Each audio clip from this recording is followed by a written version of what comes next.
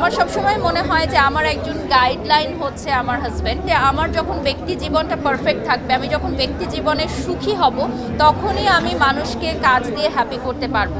আসলে যেই অ্যাওয়ার্ড সেরেমনিগুলো আমি অ্যাটেন্ড করি, তার বাহিরেও অনেক অ্যাওয়ার্ড সেরেমনিতে আমাকে আমন্ত্রণ জানানো হয়, কিন্তু প্রথমেই আমি দেখি যে আমার সাথে গুণী কারা অ্যাওয়ার্ড পাচ্ছেন, কোন ক্যাটাগরিতে কারা অ্যাওয়ার্ড পাচ্ছেন। তো আমার যদি মনে হয় যে না, এই জায়গাটায় আমার যাওয়া উচিত, তখনই আমি আসলে ইনভাইটেশনটা রিসিভ করি।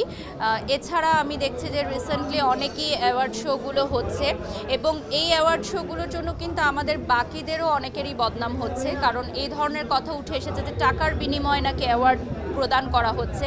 কিন্তু আমরা যে সকল মানের অ্যাওয়ার্ড শোগুলোতে আসলে অ্যাটেন্ড করি, সেখানে কিন্তু স্পন্সররা আসলে টাকাগুলো অর্থলগ্নি করেন, কিন্তু অ্যাওয়ার্ডের জন্য কিন্তু আমাদেরকে কখনোই টাকা দিতে হয় না। তো এই মিথ্যা ও ভ্রান্ত ধারণাগুলোর অপপ্রচার হচ্ছে শুধুমাত্র গুটি কয়েক নিম্নমানের অ্যাওয়ার্ড শোয়ের জন্য। তো আমি ডেফিনেটলি বলবো যে অ্যাওয়ার্ড শোগুলো নামানোর আগে ডেফিনেটলি কিছু অনুমোদন প্রয়োজন।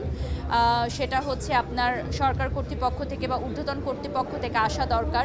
এইটা আমি মনে করি এই মানটা যদি মেনটেন করা হয়, তাহলে আমাদের অ্যাওয়ার্ড শোগুলোর নামে যে বদনামগুলো এখন লাগছে সেটা হবে না। এই ব্র্যান্ড প্রমোটার এই ওয়ার্ডটা থেকে যখন বের হয়ে আসবেন, কোনো না কোনো সময় হয়তো বের হয়ে আসবেন, তখন আপনার আসলে চিন্তা ভাবনা কি, আসলে কোন সেক্টরে কাজ করবেন, শোবিজের কোন অঙ্গনে আপনি যেতে চান? আমার যেহেতু প্রোডাকশন হাউস আছে, তো আমি হয়তো স্টাইলিং বা কোরিওগ্রাফি সেক্টরটায় যেতে চাই। আমি অলরেডি কিছু কাজ করেছি যেগুলো খুব ভালো সাড়া পেয়েছি। যেহেতু আমি দীর্ঘদিন ধরে শোবিজ ইন্ডাস্ট্রিতে কাজ করেছি এবং ফ্যাশন আমার একটা পার্ট, কারণ যেহেতু ফ্যাশন নিয়ে আমি কাজ করি, তো দেখা যায় যে সেলিব্রিটিদের স্টাইলিং বা কোরিওগ্রাফিটাও অনেক সময় করা হয়ে থাকে। তো ইন ফিউচার হয়তো আমি সেই সেক্টরে কাজ করতে আগ্রহ প্রকাশ করব। নেগেটিভটা কিভাবে গ্রহণ করেন, বা পজিটিভটা তো অবশ্যই ভালো লাগে, নেগেটিভটা কখন আপনি ফেস করেন কিভাবে? নেগেটিভ কমেন্টগুলো আমি অনেক গুরুত্ব সহকারেই আসলে মাথায় রাখি, কারণ তারা আসলে আমাদের ভুলগুলো ধরিয়ে দেয়। আর আমি এখনও শিখছি। আমি মনে করি যে আমি বাড়ির সকল ভুল করতে পারি, আজকে মানুষ মাত্রই ভুল। তো আমাদের ভুলগুলো শুধরে দেয় হচ্ছে অডিয়েন্সদের কাজ। হয়তো অনেক সময় আমার কাছে, আমার চোখে আমাকে পারফেক্ট মনে হতে পারে, বাট আরেকজনের মনে হতে পারে যে না, হয়তো আজকে বাড়ির সব রেড লিপস্টিক দিলে ভালো লাগতো। সো আমি সেই কমেন্টটাকে অনেক পজিটিভলি নিই, যে যাই হোক, আমি তো এটা দিলেও হয়তো ভালো লাগতো। আর এখন অডিয়েন্স তো অনেক ফ্যাশন সচেতন। আমি মনে করি যে ম্যাঙ্গো পিপল তারাও আমাদের মতোই অনেক ফ্যাশন সচেতন। তো তাদের কাছ থেকেও আমি শিখি। আমি কখনোই নেগেটিভ কমেন্ট দেখলে রাগ হওয়া বা মন খারাপ করা এরকম কিছু করি না। আমি সেটাকেও পজিটিভলি নেই, সাধুবাদ জানাই। লাইফ পার্টনার হিসাবে যে আপনার আলবি ভাই আপনাকে যথেষ্ট সাপোর্ট করে, আমরা দেখে আসছি সোশ্যাল মিডিয়াতে আপনাকে সবসময় দেখা যাচ্ছে এই সাথে থাকছেন।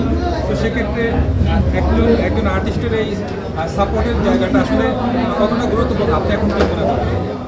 আমি সবসময় মনে করি যে আমি যদি ঘরে শান্তিতে না থাকতে পারি, আমি বাইরে এসেও শান্তিতে কাজ করতে পারবো না। বহু তারকারা কিন্তু ঝরে গেছে তাদের ব্যক্তি জীবনের মানে অধপতনের কারণে, ভুল মানুষের সাথে সম্পর্ক করা। এবং আমি বিগত দিনেও দেখেছেন আপনারা যে অনেক সুপারস্টাররাও কিন্তু তাদের ক্যারিয়ারে মানে যে জায়গায় আসলে তারা থাকতে পারতো, কিন্তু তাদের ব্যক্তি পার্সোনাল লাইফের কারণে হয়তো তারা কাজের প্রতি ফোকাস করতে পারেনি। তো আমার মনে হয় যে আমার যখন ব্যক্তি জীবনটা পারফেক্ট থাকবে, আমি যখন ব্যক্তি জীবনে সুখী হব, তখনই আমি মানুষকে কাজ দিয়ে হ্যাপি করতে পারবো। এবং আমার সবসময় মনে হয় যে আমার একজন গাইডলাইন হচ্ছে আমার হাজব্যান্ড। ও আমাকে গাইড করে যে কী করা উচিত, কী করা উচিত না, কারণ আমিও অনেক সময় বুঝে উঠতে পারি না। তো আমি মনে করি যে একজন মেন্টর, একজন গাইডলাইন খুবই জরুরি।